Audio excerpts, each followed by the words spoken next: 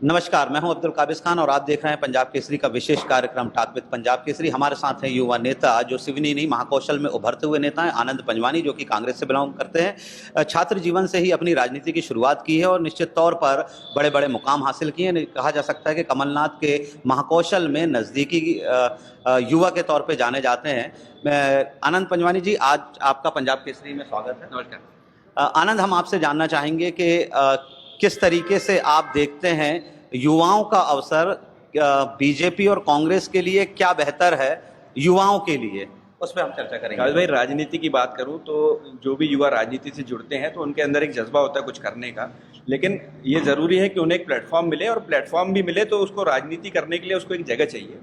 तो कांग्रेस पार्टी में हमने देखा है कि लगातार, जैसे आज मैं यूथ कांग्रेस का अध्यक्ष हूँ, पिछले चुनावों में 2018 में हमने देखा बहुत से हमारे युवा साथियों ने मध्य प्रदेश जो विधानसभा चुनाव थे उसमें टिकट मांगा सभी लोगों ने।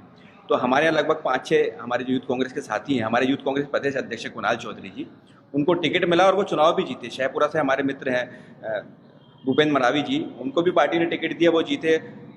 इंदौर क्षेत्र में कुछ हमारे साथी जीते। तो लगातार कांग्रेस पार्टी युवाओं को मौका देती है। इसी के दूसरे पक्ष में हम देखें, भारतीय जनता पार्टी के जो प्रदेश अध्यक्ष है युवा मोर्चा के, लगातार वो लगे हुए थे पार्टी के साथ, लेकिन पार्टी ने उनको इस योग्य भी नहीं समझा कि उनको टिकट दे। तो युवाओं के लिए ज़्यादा जो जगह है, जो सम्मान है, वो कांग्रेस पार्टी में। निश्चित तौर पर आपने कहा कि युवाओं के लिए कांग्रेस में ज़्यादा सम्मान है और जगह भी है, स्पेस भी मिलता है।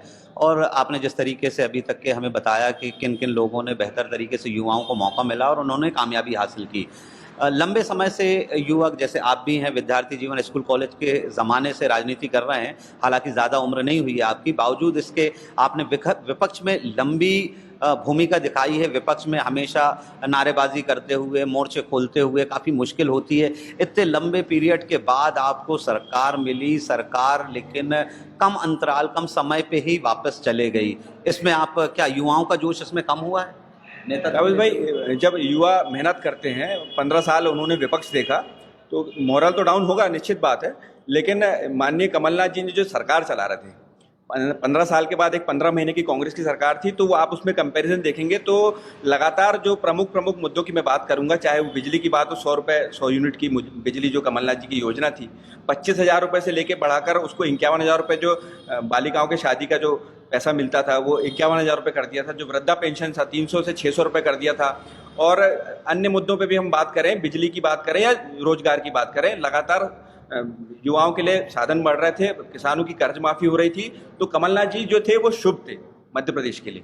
और लेकिन जब से आप देखेंगे ये लोकतंत्र की हत्या करके वर्तमान जो सरकार है जिस तरीके से सत्ता में आई है, तो मैं देख रहा हूँ कि कोरोना हो या और भी अन्य चीज़ें हो, किसानों की आत्महत्याओं की बात करें या फसलों की खराब नष्ट होने की बात करें या बेरोजगारी की बात करें, तो लगातार मध्य प्रदेश के लिए मैं मानता हूं कि शिवराज सिंह शुभ नहीं है। निश्चित तौर पे आपने बताया कि किस तरीके से सरकार में धोखाधड़ी हुई। एक डायनामिक चेहरा हुआ करते थे ज्योतिरादित्य सिंधिया, और वो भी युवा थे। एक बड़ा धड़ा जिस तरीके से बीजेपी में शामिल हुआ है, तो कहीं ना कहीं कांग्रेस की सरकार तो गिरी है, बावजूद अभी युवाओं के बीच आप निरंतर बने रहते हैं। तो उनके अंदर अभी जैसा उपचुनाव भी हैं और शायद आप कहीं के प्रभारी भी नियुक्त किए गए। जी, मैं अनूपपुर प्रभारी हूँ। यूथ कांग्रेस ने माननीय हमारे प्रदेश अध्यक्ष कमलनाथ जी के द्वारा मुझे वहाँ पे जिम्मेदारी सौंपी गई है। लेकिन काबिज भाई, मैं आपको बताना चाहूँगा कि सिंधिया जी के पार्टी छोड़ने से हमारा नुकसान सिर्फ इतना ही हुआ कि हमारी सरकार गई है, लेकिन हमारा उत्साह बिल्कुल भी कम नहीं हुआ है। बल्कि मैं देख रहा हूँ कि उनके जाने के बाद मध्य प्रदेश में कमलनाथ जी के प्रति युवाओं में लोकप्रियता बढ़ी है और पूरी ताकत के साथ आज जनता भी देख रहा है। आप लोग अगर, क्योंकि आप पंजाब केसरी चैनल में देखता रहता हूं, तो आप लोग भी दिखा रहे हैं कि जगह जगह, कल सुवासरा की बात थी अशोकनगर में, कल ग्वालियर में वहां के सिकरवार जी ने कांग्रेस ज्वाइन किया, जो पूर्व प्रत्याशी रहे भारतीय जनता पार्टी के। तो लगातार जो युवा हैं वो कमलनाथ जी के साथ आ रहे हैं और वो लोग चाहते हैं कि मध्य प्रदेश में फिर से एक बार कमलनाथ जी के नेतृत्व में कांग्रेस पार्टी की सरकार बने। निश्चित तौर पर राजनीति में काफ़ी अवसर आपने दिखाए युवाओं के लिए। हम बात करेंगे अब सिवनी, छिंदवाड़ा, बालाघाट, जो हमारे एतराफ़ के ज़िले हैं, इन ज़मीनों की पृष्ठभूमि में युवाओं के लिए नौकरी से या बिजनेस के लिए कुछ ज़्यादा अवसर नहीं रहते। देखा गया है कि अक्सर यहाँ से छात्र छात्राएँ चाहे नौकरी करने के लिए आईटी सेल में। काबिज भाई, मैं सिवनी में रहता हूँ और सिवनी की बात करूँगा। जबलपुर, छिंदवाड़ा, बालाघाट में क्या हो रहा है वो वहाँ के लीडर्स देख रहे हैं। लेकिन मैं ये बात कहना चाहूँगा कि निश्चित तौर पर हमारे यहाँ जो लीडर्स हैं, हमारे जो लीडरशिप है, जो जनप्रतिनिधि हैं, इनके अंदर कहीं ना कहीं विजन की कमी है। क्योंकि मैं जनभागीदारी अध्यक्ष रहा पीजी कॉलेज में, मैंने बहुत करीब से हमारे छात्र छात्राओं को देखा। बच्चों के अंदर बहुत क्वालिटीज़ है, बहुत स्किल है और बहुत कुछ करने का जज्बा है। ये है कि उनको एक बढ़िया प्लेटफॉर्म मिलना चाहिए। लेकिन हम लोग देखते हैं कि हमारे छोटे भाई बहन जो हैं, बहुत छोटी छोटी चीज़ों के लिए उनको सिवनी छोड़ के बाहर जाना पड़ता है, चाहे वो मेडिकल की पढ़ाई हो या इंजीनियरिंग हो। सिवनी में ऐसे कॉलेजेस नहीं है, छोटे छोटे जो इंस्टीट्यूशन होना चाहिए वो तक नहीं है। आज हम देख रहे हैं कि 70% जो सिवनी का हमारा जो आम जनता है वो खेती और किसानी पे निर्भर है। लेकिन हम देखें कि सिवनी में एक एग्रीकल्चर कॉलेज की बहुत महत्वपूर्ण और बहुत आवश्यकता है। लेकिन सिवनी में मेडिकल कॉलेज तक जो एग्रीकल्चर कॉलेज है वो एग्रीकल्चर कॉलेज तक हमारे पास नहीं है। अगर ये एग्रीकल्चर कॉलेज हमारे पास होता तो और बेटर हमारे पास टेक्निक्स और बेटर हमारे पास मीन्स और अच्छे साधन संसाधन हम लोग जुटा के हमारे बच्चों को ट्रेन करके और खेती को कितना अच्छे स्तर पर और कितने ऊपर स्तर पर हम लोग लेके जाएं, उसके तरीके हम अपने बच्चों को सिवनी में सिखा सकते हैं। लेकिन ये दुर्भाग्य है सिवनी का कि यहाँ जो हमारे जनप्रतिनिधि हैं, यहाँ पे चाहे नगर पालिका की बात करूँ या अन्य जनप्रतिनिधियों की बात करूँ, एक विजन उनके पास नहीं है। और विजन जो होना चाहिए, जैसे छोटी सी बात करता हूँ मैं, सिवनी नगर पालिका क्षेत्र में हम देखेंगे, आज हमारे घर में कोई हमारे परिवार में या कोई हमारा मेहमान आता है तो उनके पास सिवनी में एक छोटी सी कोई जैसी जगह या पार्क नहीं है कि हम लोग उनको ले जा सकें। सिवनी के ऐसे कोई कॉम्प्लेक्स नहीं है जो हम उनको ले जाके घुमा सकें। सिवनी में शॉपिंग मॉल नहीं है। तो ये नगर पालिका को सिर्फ रोड नाली बनाना इसका काम नहीं है, साफ सफाई सिर्फ उसका काम नहीं, शहर को लेकर एक विजन होना चाहिए। जो जनप्रतिनिधि जब जिस दिन से गद्दी में बैठता है तो अपने शहर की बढ़ती जनसंख्या और बढ़ती आबादी को देखते हुए वो अपने हिसाब से तय करता है कि मेरे को अपने शहर को कितना अच्छा और कितना बढ़िया साधन संसाधन देना है। निश्चित तौर पर यहाँ पर आनंद हमें बता रहे थे कि सिवनी में किस तरीके से अवसरों की कमी है। यहाँ पे एक बात करनी ज़रूरी होगी कि पिछले 15 से 20 सालों से बीजेपी का कब्जा है। विधायक हमेशा यहाँ पर बीजेपी के चुने आते हैं। अभी की वर्तमान की बात करें तो पार्षद से लेके विधायक, सांसद, मुख्यमंत्री भी अभी बीजेपी के हैं। बावजूद उसके आपकी बात करते करते आपने मेडिकल कॉलेज का जिक्र किया। सिवनी के अंदर में एक मेडिकल कॉलेज एक बड़ा मुद्दे के तौर पर यहाँ पर देखने को मिला है। और एक बीते दिनों जो बीजेपी ने जो कि सत्ता में रहते हुए एक विपक्ष की भूमिका दिखाई है और मेडिकल कॉलेज के लिए जिम्मे ना आने की वजह कमलनाथ को बताइए, जिसके चलते पुतला दहन भी किया गया है।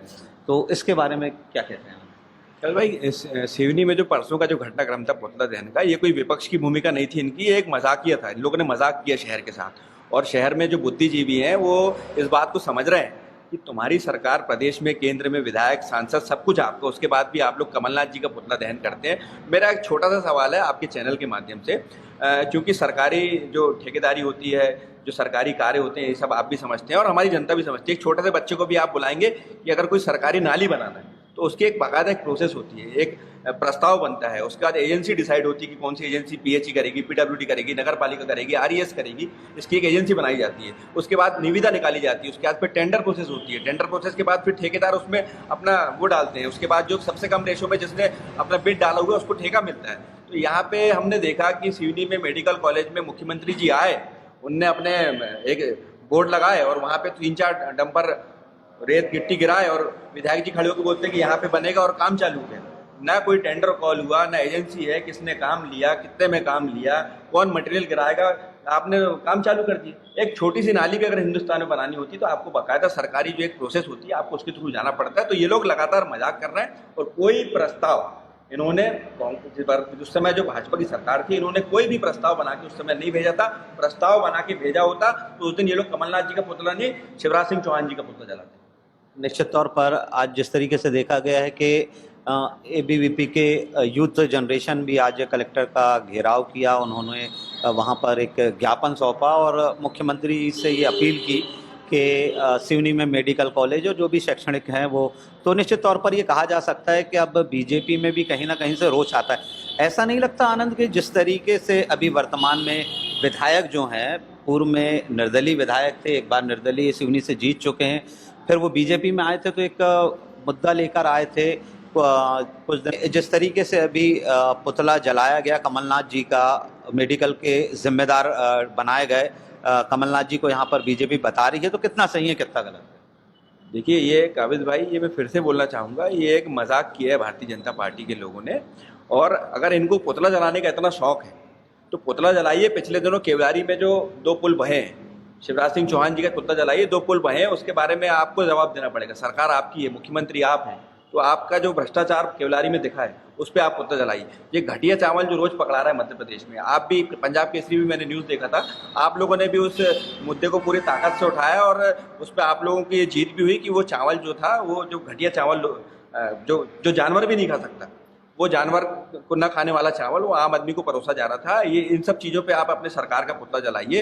कोरोना में आज हम देख रहे हैं कि लगातार लोगों की मौतें हो रही है, इस मुद्दे पे आप अपने सरकार का और अपने मुख्यमंत्री का पुतला जलाइए।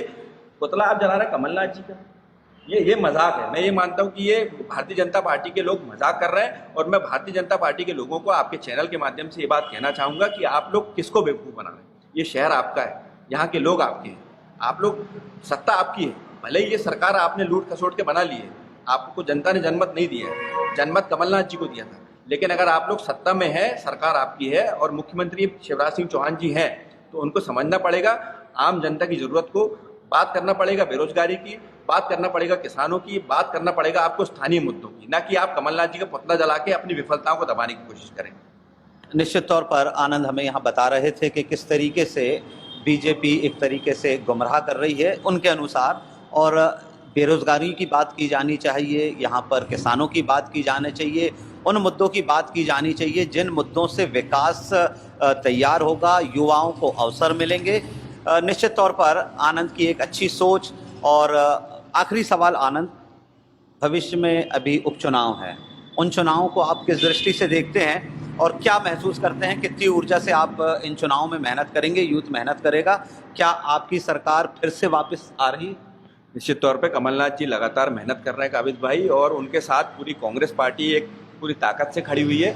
और अभी वर्तमान में जो सर्वे हुआ, भारतीय जनता पार्टी ने भी अपना सर्वे करवाया, तो उसमें 21 सीटों पे वो हार रहे हैं। कमलनाथ जी ने, कांग्रेस पार्टी ने भी सर्वे करवाया, तो हम लोग 20 से 23 सीटें लगभग हम लोग जीत रहे हैं। तो ये स्पष्ट करता है कि मध्य प्रदेश में फिर से एक बार कमलनाथ जी की सरकार आ रही, जनता की सरकार आ रही, क्योंकि ये जो सरकार है ये विकास की बात कर रही थी, ये कहीं ना कहीं डेवलपमेंट की बात कर रही थी, एक विजन के साथ काम कर रही थी। और जहाँ विजन की बात आती है तो मैं सिवनी में आपके चैनल के माध्यम से भारतीय जनता पार्टी के हमारे जो सभी साथी हैं उनसे निवेदन करता हूं कि अगर हमको सिवनी में मेडिकल कॉलेज लाना है तो हम लोग की सरकार आएगी तो हम तो पूरी तरह ताकत लगाएंगे कि सिवनी मेडिकल कॉलेज आए। लेकिन आज भी अगर सिवनी में आपको ज़रूरत है तो कांग्रेस पार्टी के लोग, हम यूथ कांग्रेस के लोग पूरी ताकत से आपके साथ खड़े हैं। जहां आप बोलोगे हम लोग जाने को तैयार हैं, जिस मुद्दे पे आप लोग बोलोगे हम आपके साथ लड़ने को तैयार है, आपके साथ बैठने को तैयार है, लेकिन सिवनी के विकास को लेकर और सिवनी के मेडिकल कॉलेज और अन्य विकास की बातों को लेकर। तो ये थे आनंद पंजवानी, जो एक अच्छी सोच के साथ सिवनी का विकास कैसे हो, यूथ को नौकरियां कैसी मिलें, रोजगार कैसे मिले, उन मुद्दों पे आज हम चर्चा कर रहे थे। धन्यवाद आनंद आपका। पंजाब थैंक्स पंजाब केसरी, थैंक्स काबिल भाई।